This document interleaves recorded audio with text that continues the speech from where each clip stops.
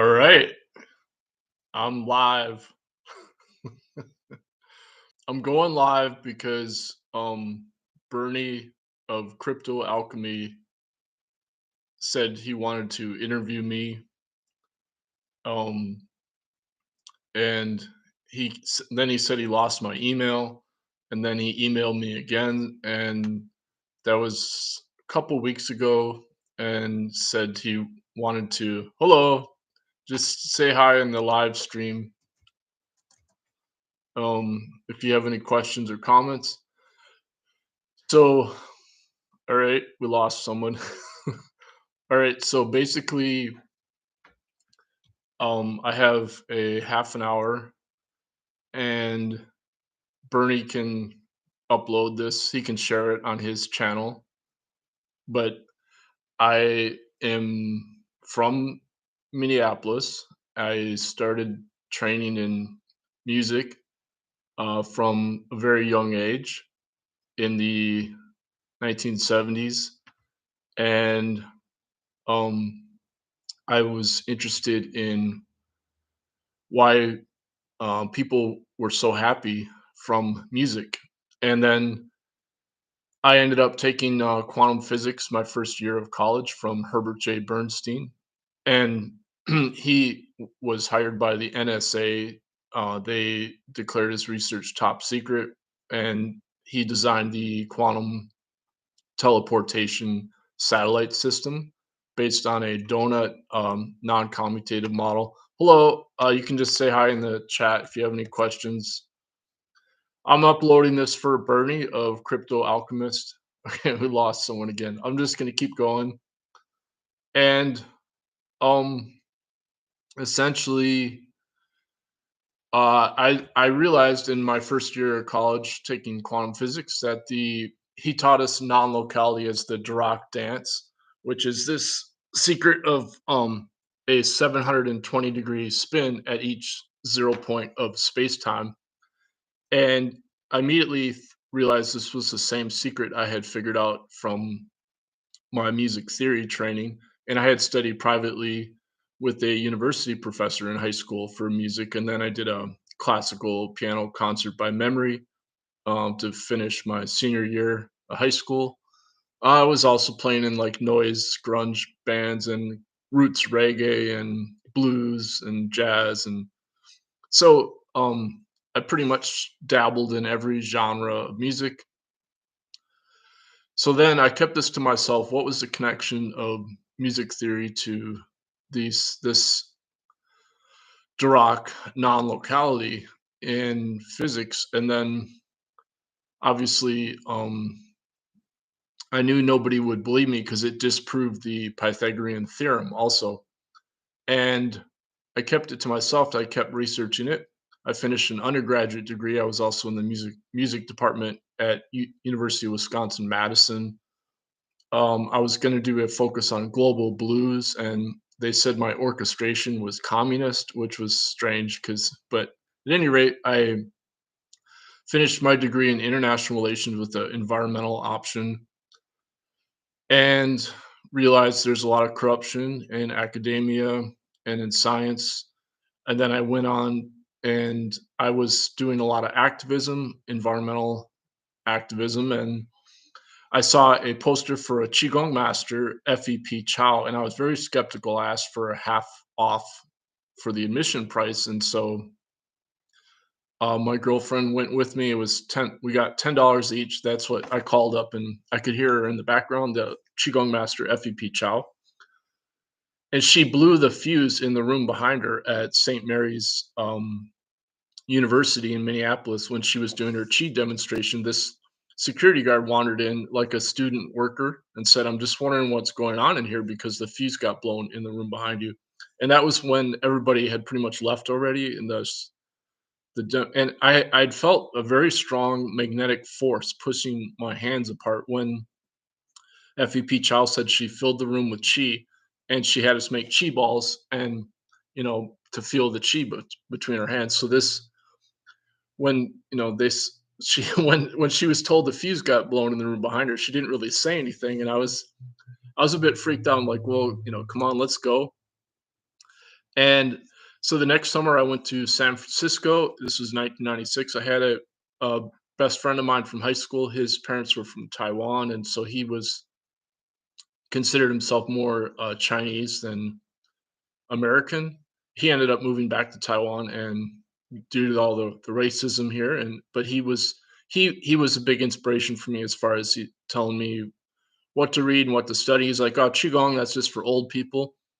And then he drove me up to Portland, Oregon, and I was at the bookstore Powell's in Portland, and I discovered John Bilou or Bailou by it's a French last name, so I don't. But he's has a PhD in psychiatry, I think, and he developed this thing called biosonics, and in that little book, he explains that the Pythagorean music tuning of three halves as the perfect fifth is yang or yang, and then the perfect fourth as three-fourths is yin. And I realized this was the same secret I had figured out when I was in high school because when I first took music theory, I wondered why is two-thirds as perfect fifth not allowed in Western music theory. And my university professor said, well, it's just because of logarithms. And it turns out that Western math actually originated from logarithms from and then was promoted as Platonic philosophy. And a good book on this is The Pythagorean Plato by musicology professor Ernest McLean, and he promotes this Platonic philosophy. But my view is it's empirically correct that two-thirds as an undertone is also the perfect fifth. And so if you have the one as the root tonic or fundamental pitch, and you're listening to the source of the one, then sub the undertone as two-thirds as a perfect fifth is C to F, and the overtone is C to G. So in Western tuning, that undertone is not allowed, even though it's empirically true. It exists. And it turns out, so here's John Bellew of Biosonics saying, well, this is the secret of Qigong energy. And so this really intrigued me, and I wrote a monograph about it in 1996, and I connected it to Bloch's wall, what's called Bloch's wall in physics, where you have the same kind of um, 720 degrees spin at the center of a magnet to explain the origin of the magnetic field. And so I combined this all together, and I was critiquing Slavoj Žižek, who was a leftist philosopher, but he relies on Platonism in the he discusses music a lot too. So he sent me a postcard, it's very fascinating. And then I had a music professor at the University of Minnesota send me a nice letter complimenting me on my research because I had quoted him. And then, so I ended up being accepted for the graduate program at the University of Minnesota in an international interdisciplinary degree called liberal studies. And I still had this same concept in my head where somehow music theory was connected to non-Western meditation.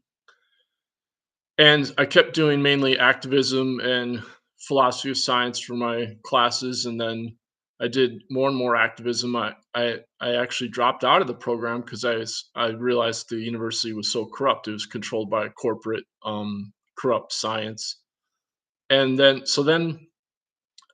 I decided to finish my degree. I just needed one more class. So I went through the African Studies department and I did this research, applied self directed research in non Western philosophy as Qigong training. And I had met Qigong master Chun Yi Lin. He gave a presentation to the spiritual healing class I took, taught by a Jesuit pastor. I don't know what Jesuits.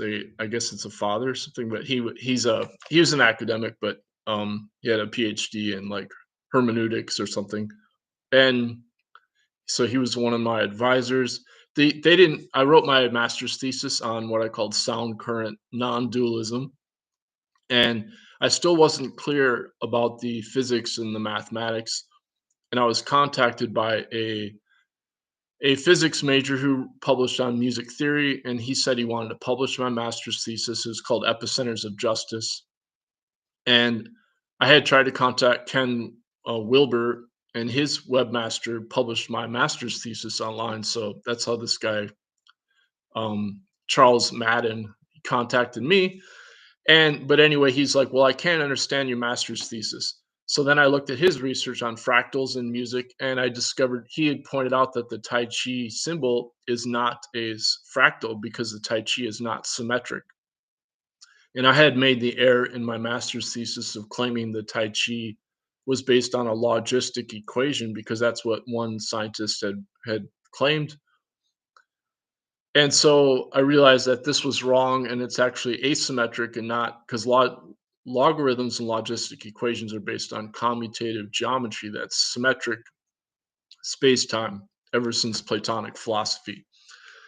Okay, so then I discovered Fields Medal math professor Alon Khan, and he had a new book that was at the university library called Triangles of Thought. And in that, he talks about music theory in relation to the imaginary number and being an asymmetric, non-commutative time frequency. And I was like, wow, this is the same exact concept that I've been trying to convey to people or to understand, academically. And I wasn't sure if he's just being metaphorical. So I kept it in the back of my mind and I decided I did this qigong training and it to test out whether my theory was correct. And I relied on this book, Taoist Yoga, Alchemy, and Immortality, because it uses the same meditation that Chun Lin taught, which is called the Small Universe meditation. It's 12 energy notes along the body and mind that you then resonate into the non-locality as enlightenment experience. And so I achieved this enlightenment experience. I fasted for 8 days on just a half a glass of water the whole time. I didn't have any more water than that. Just a half a glass of water that I drank like halfway through the meditation. Other than that, I just meditated like 6 hours a day in a full lotus mainly, but also with the standing exercises. And my energy kept getting stronger and stronger. I was 29 years old at the time, and hello, I wasn't hungry or I was less tired. And then these really strong electromagnetic fields developed, or magnetic fields. I My skull got soft and pulsated. The bone pulsated, and the center of my head was burning hot. And then I could feel very strong magnetic fields around me. And then um, hold on. Well, I'll get that real quick. Hold on.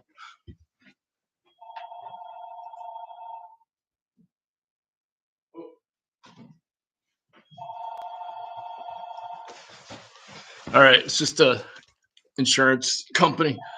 So okay, so anyway, I went to the level 3 retreat and he was teaching fasting. Chun Lin was teaching fasting to open the third eye. And since I was doing this for my graduate training, my last final self-directed graduate research, I fasted. That's why I fasted ahead of time. So I drove to the retreat and I could I went to ask Chun Yulin what I should do, and he's like, "Well, you should breathe with your mouth closed because or no, he said you should keep your mouth closed when you're meditating, and because I had barely any water, but then he sat next to me during lunch because I was still fasting, and he said, since somebody can see this, I'm going to explain what it is, and I could see these ghosts, these lights shaped like spirits that were um floating in from outside. These lights shaped as spirits. There were yellow lights, and we were at a retreat center out in the woods in western Minnesota, a Christian retreat center. And so he said, since somebody can see this, I will explain that these are ghosts, and that he said like spirits as dead people, and that he regularly heals ghosts. And also, when he sat in meditation, he would create these yellow lights. They formed out of the top of his head, and then they would break off and they were also shaped like humans, and they would float out to each person in the room that was getting healed. And the other thing was there was somebody in the front of the room who had this horrendous smell of rotting flesh, and I could barely stay in the same room with them, even though I was way in the back, and nobody else seemed to notice the smell. And then Chun Yulin said, "Well, qigong masters can smell cancer, and it smells like rotting flesh." And that none of this stuff I had said anything about. I was just perceiving it, but somehow Chun Yulin was able to comment on what I was perceiving. And then when he healed this fellow said he had come from Arizona to get special healing. And when he so as he got healed, the smell went away. And then we went on break and I was in my room in full lotus, and all of a sudden I had the smell come back, this horrendous rotting flesh smell, and then I could hear people having sex in the room next to me, and I realized that it was the fellow who he had gotten healed, but he didn't, as a Westerner, he didn't realize the spiritual healing is based on celibacy. And so since he was having sex, he lost that spiritual healing energy, and so his cancer, the rotting flesh smell, his cancer came back, and he had no idea, because he didn't know any better. So anyway, when I got back from that experience, then when I meditated, I felt this. Well, I had another experience where I made eye contact with a female in this coffee shop. It was somebody I knew, and she was, maybe like 15, 10 feet away. And I didn't have any thought about it. It was just instinctively, all of a sudden, I felt this energy shoot up my spine and out of my eyes. And it was orgasmic energy. And at the same time, I knew she experienced the same orgasm. And it shocked me so much that I just like couldn't fathom it. I pushed it out of my brain. And then that night I lost my celibacy in my sleep. And then but then when I meditated the next day in full lotus, I felt this space-time vortex, and the room was spinning around me, but it wasn't like dizziness. It was literally like a space-time vortex. And then I lost complete awareness of my body and mind. And when I came out of that, I was like, I realized that who I was neither my body or my mind. And then I had to find out what that space-time vortex was. So I went to my favorite used bookstore, which was next to the university. And my high school buddy, he had told me about this used bookstore, so I've been going there ever since. And the first book I opened up, it was on the shelf, and it was Sri Chinmoy, and I'd never read him before, and I just grabbed the book, and then the first page I saw when I opened the book, it was Sri Chinmoy being asked this question about this spinning vortex sensation, and his answer was, "Oh, that's just the cosmic Shakti." Um, and I said, "Okay, the cosmic Shakti." Well, I still needed to know, and then I was reading Peter Kingsley, and he explains that the pre-Socratic philosophers also had this spinning vortex when they would go into the Pythagorean like emptiness or whatever. What was called a peron back then, which is like the cosmic mother, and as non-locality or non-dualism. And so I was still like, okay, so there's this spinning vortex, but I still don't know what it is. And I didn't realize that in the Taoist Yoga, Alchemy, and Immortality book, it's actually explained in detail in chapter 11, that basically if you overuse your Wan Chi energy, which is the cosmic non-local chi, then you will experience this space-time spinning vortex when your spirit leaves your body, which is the Wan Shen. And so I had no idea that I had gotten that far in the book because I was using the book as a training manual, and I thought I'd only gotten up to chapter 6 or so, but I didn't realize, you could still have experiences that were farther along in the, training or whatever. So I never read that section in chapter 11 until years later. In the meantime, I read one scholarly book a day, um, for 10 years every day in Western science, because I was like, okay, nobody's going to believe the experience I've had. And so I need to try to translate it back into Western science. And I was still searching, I was learning a lot, but it wasn't until uh, I wrote a book based on my research in 2012. I'd been contacted by this conspiracy publisher, Trine Day, Chris Milligan, and he sent me a book contract, and so I wrote the book. And I never heard back from him because the book was all over the place, and I was still, I was explaining my experiences because I had tested my third eye full lotus training with psychedelics, and that was an interesting experience also because I did a very strong dose of plant-based DMT while in full lotus, and after I fasted for like a day. And I also tested it with Salvia divinorum. But the main result was that the chi, this cosmic chi, was stronger.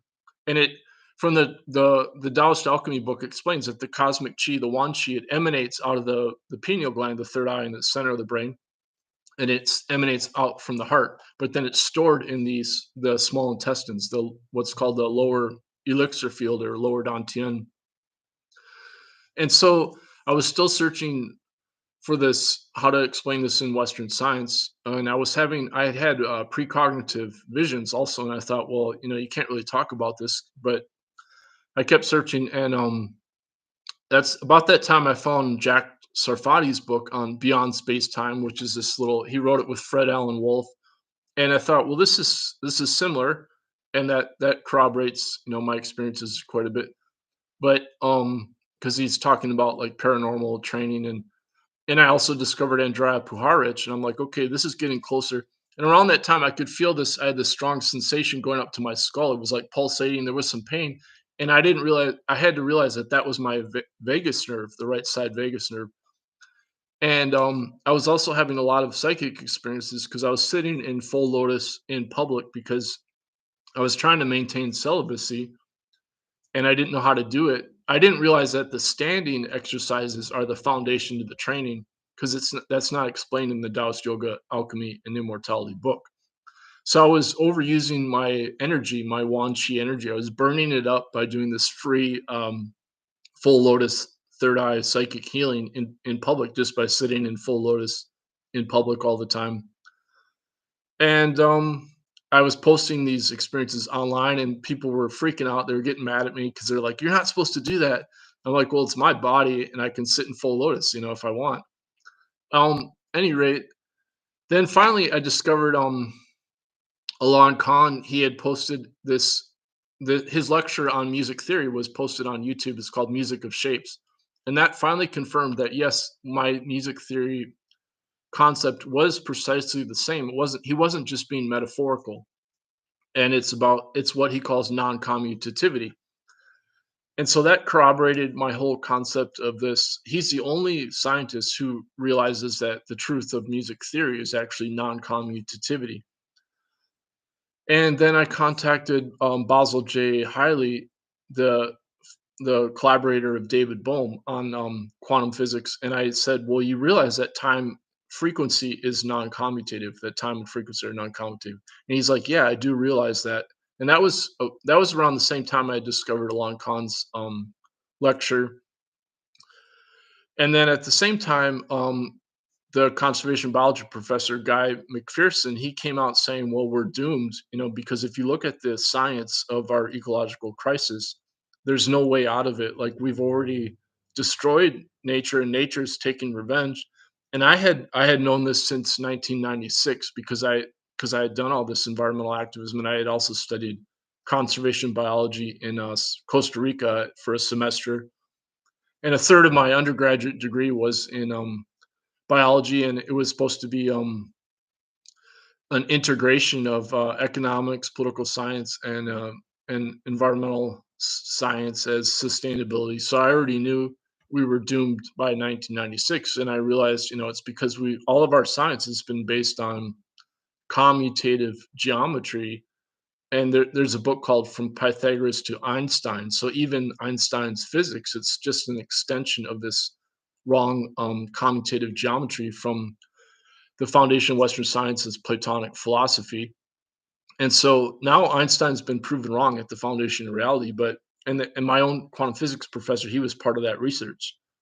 Of course, nobody wants to believe that because everybody gets trained in classical physics from high school, and so then they're like, well, you have to have experiments to prove this, but actually quantum biology is based on non-commutativity, and what it proves is that the truth of reality is changing all the time, that it's an eternal what Yogananda called ever fresh and ever new. So you can't, like, your own perception of reality is this eternal harmonization from the future that's precognitive. And so now Roger Penrose, his last two YouTube talks have been about precognition being the truth of reality.